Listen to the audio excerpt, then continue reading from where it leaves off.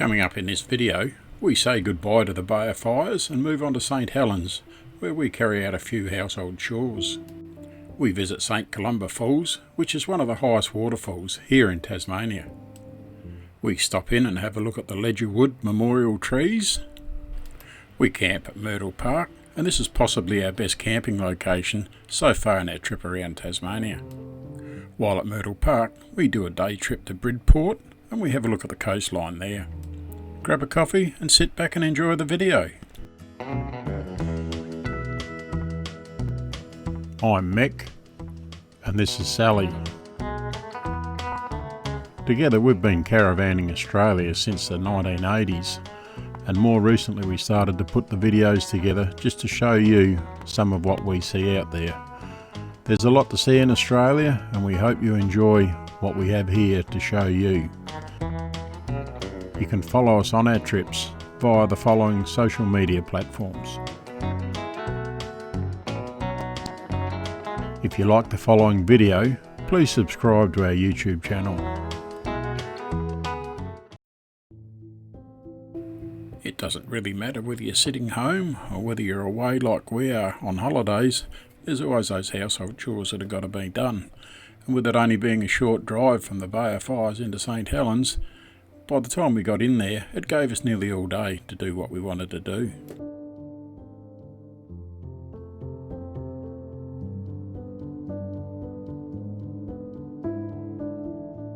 G'day everyone and welcome to the start of another video. We're kicking this one off. We're in St Helens at the moment. We left the Bay of Fires this morning and we've come into St Helens to do a few jobs, pick up some groceries and wash a few vehicles and do a bit of laundry. All those mundane things that we've got to do when we're on the road. So yes, we're going to kick this one off here at St Helens and only here for one night, and then tomorrow we're going to go over and hopefully get a spot at the pub in the paddock, so we'll catch you along the way. The campground that we're in whilst we were stopping here at St Helens was only a 24-hour overnight stay, but for us that suited our needs nicely.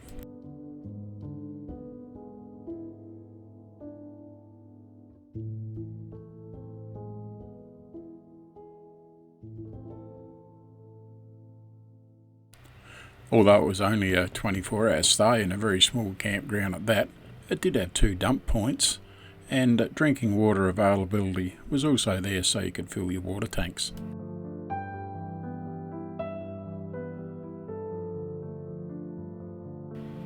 St Helens is a very beautiful town to drive through, and with all the waterways that are in amongst the town itself, it certainly makes for great viewing.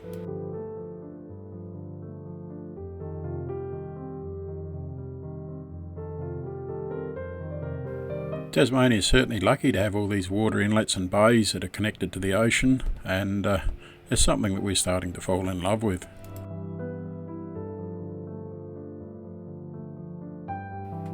When we left St Helens, we were heading for the pub in the paddock at Pinegana, but when we got there, we decided against that and went to the local oval. These short travelling distances that we're doing each time we move, we're starting to enjoy. G'day everyone, we've moved on from St Helens this morning and we're now over at Pinegana, and we're at the local footy oval or recreation area, I think they call it. Only here for one night, unfortunately.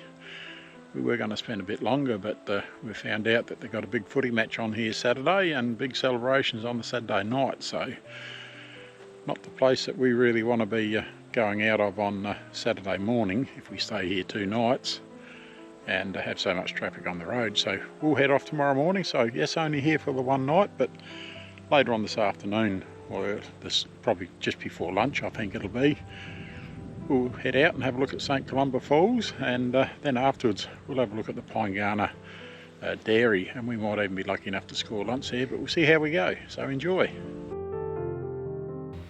It's a very large camping area at the back of the oval here at Pinegana, and when we pulled in we thought there was quite a few campers here already, but in fact what it was what we call ghost campers, and we believe it was people that come in and set themselves up for this big footy match that was going to happen on the Saturday, and they were getting their favoured camp spot in the campground and all set up for a big night on that Saturday night.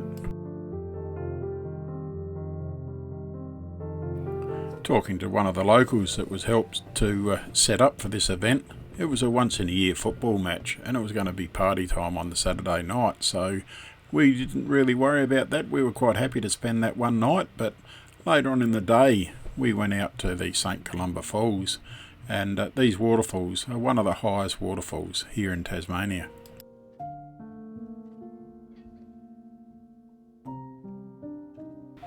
We still couldn't get over the great weather that we're experiencing here in Tasmania, and of course great weather makes for great tourism, and we were just loving these walks.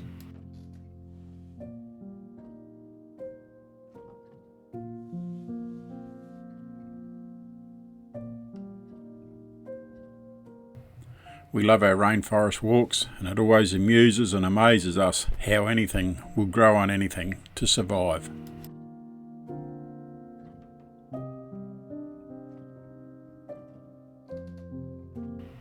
It was a reasonably short walk into this waterfall, but halfway in through the walk you get your first glimpse of the waterfalls very high up.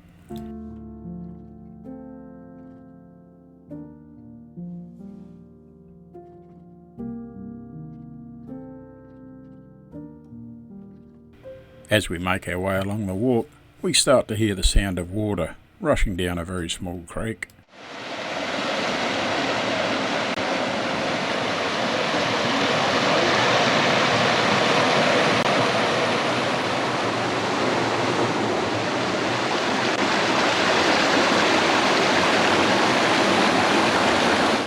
During the high flow water season, it really makes me wonder whether it would take away some of the spectacular views and sounds that you hear of small creeks like this with real rushing water. Obviously great for a waterfall, but is it not so great for a small creek?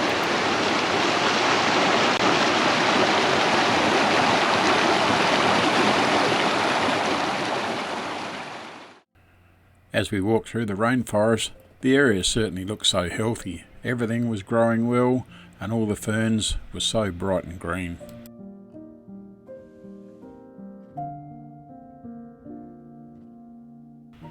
To stand here and view this waterfall when it was running at its peak water flow rate, the sound of the waterfall must be deafening.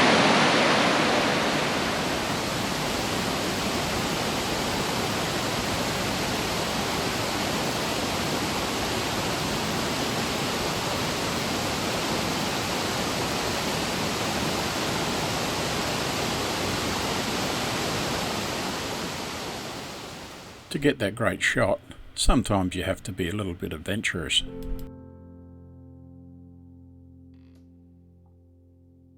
After viewing the waterfall, it was time to start to make our way back to the vehicle.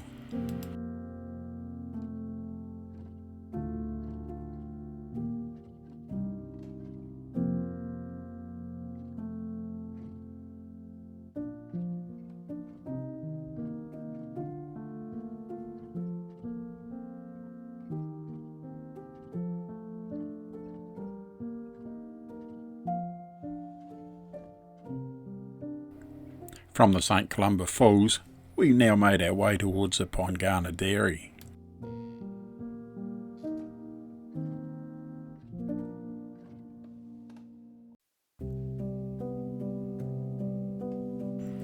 Not being very hungry and not looking for very much for lunch at all, we decided to have a Devonshire tea and call that lunch.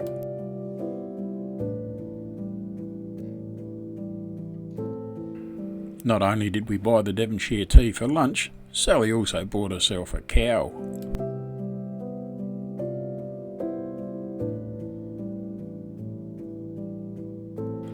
The dairy also has table and chairs out the back that you can sit there and drink your coffee and admire how green and healthy the countryside is, and as well as that, you can watch the cattle bring themselves in to be milked during the day.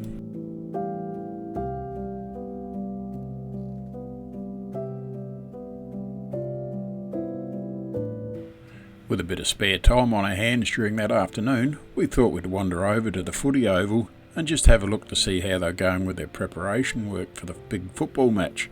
And here they've got these fire pits, or fire bins I guess you'd call it. They're 44-gallon drums filled with firewood, and there was 5 or 6 of those located within the area, and that was going to keep the crowd warm as they celebrated their footy match that they played on the Saturday afternoon.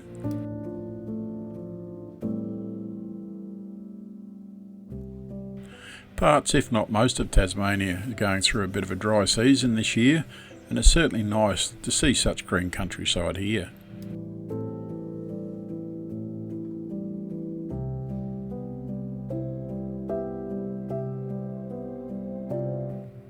Now making our way to Ledgerwood, you can see as the car and the caravan's making its way along the map there that it's shaken violently. Well, that illustrates how windy the road was. Even the road does twist and turn and up and down as you're going through the hills. There are certainly some very beautiful and picturesque places along there that you only wish that you could stop and take photos. It was certainly a pretty sight as we drove through the small town of Derby with all the buildings there each side of the road. It was a real picture to look at.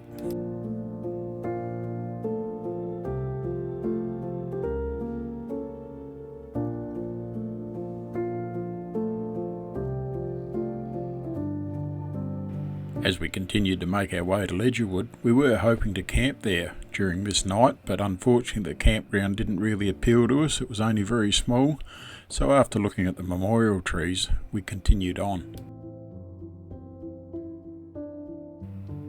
The main reason for us coming into Ledgerwood was to have a look at these memorial trees. Now, these were trees that were planted back in 1918 as a memorial to the fallen soldiers within the area.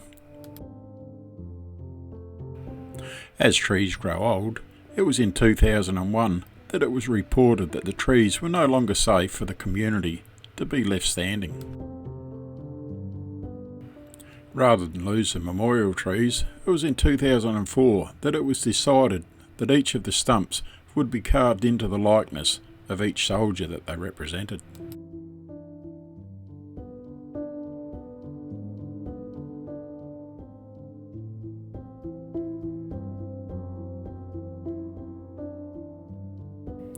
No longer wishing to stop there at Ledgerwood, we continued on and made our way to Scottsdale. Busy road this morning for some reason. We had a lot more traffic coming at us than what we normally would have.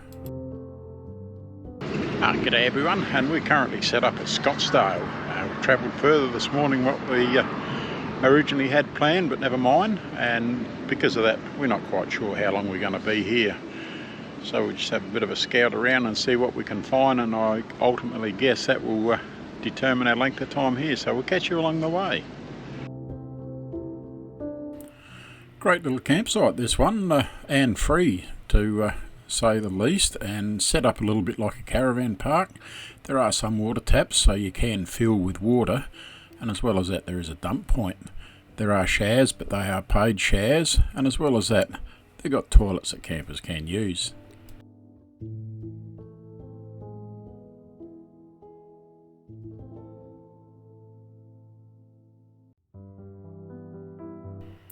As it turned out, we only stayed the one night at Scottsdale, so the following morning we pressed on and made our way towards a place called Myrtle Park.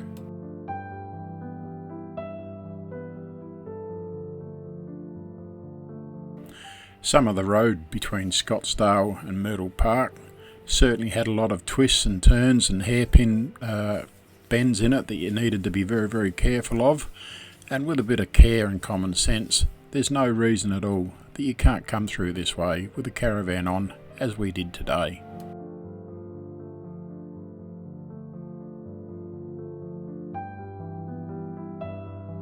Even though we needed to take that care because we had the caravan on, it was a very pretty drive in through the hills as we made our way to Myrtle Park.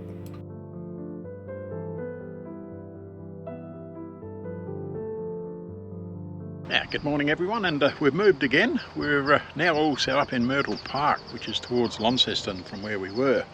and booked in for 2 nights, but at this stage we're going to walk over to the office here, or reception, whatever they want to refer it to, and book at least another 2 nights. Quite nice here, very green and in amongst the trees, beautiful location.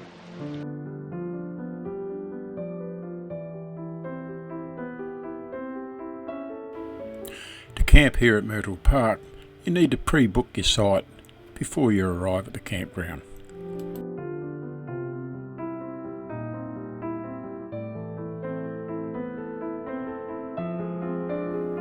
We booked our camping site over the telephone, and that was through the Launceston Tourist Information Centre, and we asked for a site that was out in the open, so we had plenty of sunshine for the solar, and we were very, very pleased with where we were placed within the campground.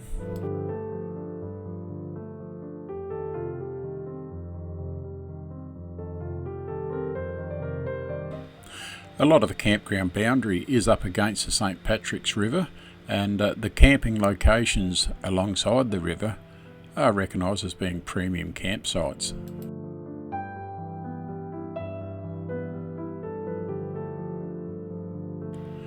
The camping area that we're looking at now are those premium campsites that follow around the edge of the St Patrick's River, and with the autumn coloured trees here, it certainly is a picture to be down there camping.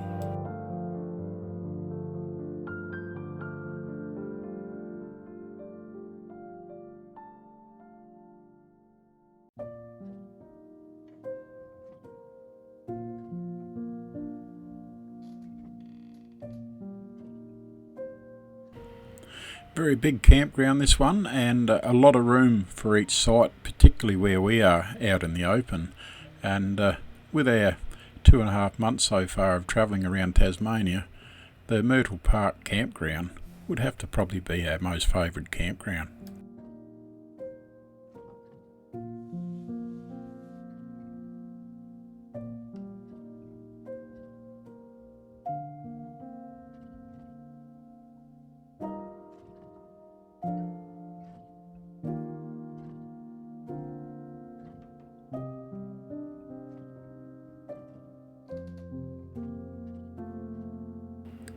It was decided the following day that we'd take a drive back to Scottsdale, and from there we'd go out to Bridport and check out the coastal area up there.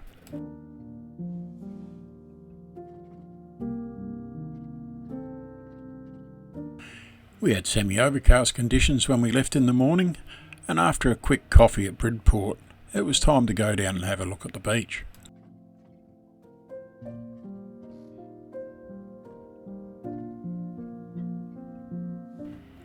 It was another beautiful Tasmanian beach as we walked around enjoying the sunshine.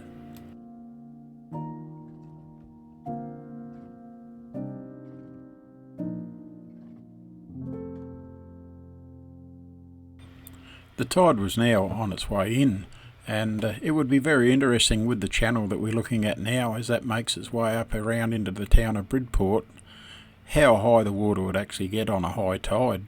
At the moment, as you see there, not very much water in the channel at all.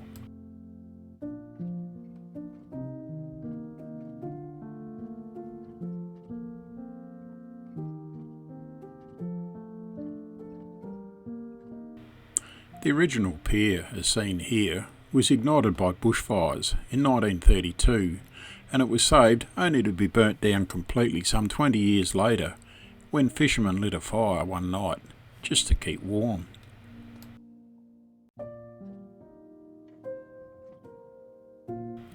As we continued to make our way around the coastline, we were soon at Adams Beach, and after a short walk through the scrub, we were out standing on the sand, admiring that beach there.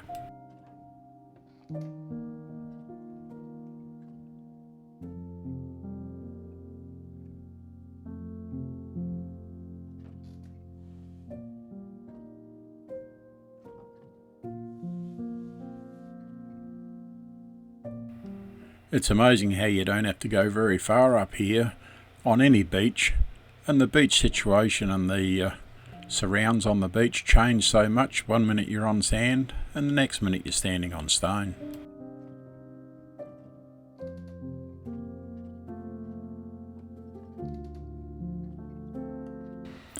As we look at the rocks, it's got that orange resemblance that we saw up at the Bay of Fires.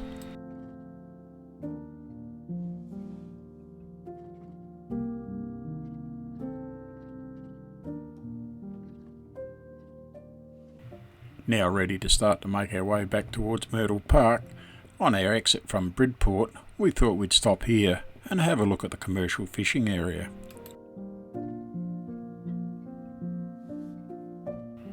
No doubt with the fleet of fishing boats that are here, there would be a lot of history that would be able to be told.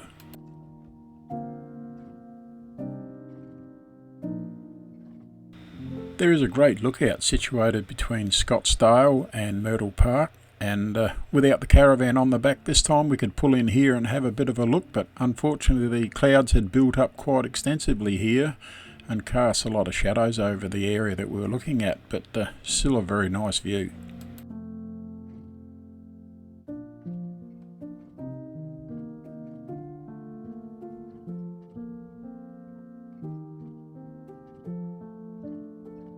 We'll end this video here, and it's whilst we're still at Myrtle Park Campground, and of course the next video will kick off from here as well. But we've now completed 60 nights off-grid camping here in Tasmania, and since we've come over we haven't been in a caravan park at all, and we're very happy with what we can find around here as far as campgrounds go, and water and dump points, etc. It's been very good. So yes, 60 nights off grid. It's a great effort. So now we've got to challenge ourselves to see if we can go back for the next 3.5 weeks without going on grid, and that will give us a complete trip over here to Tassie for 3 months without being connected to power at all. So until that next video goes up, you take care and enjoy yourself. If you like the video that you just watched, give us a thumbs up, and if you want to see more of our videos, click on the subscribe button, and once you've done that, change the bell notification to all. That way every time that we do uploads to our YouTube channel, you'll be notified.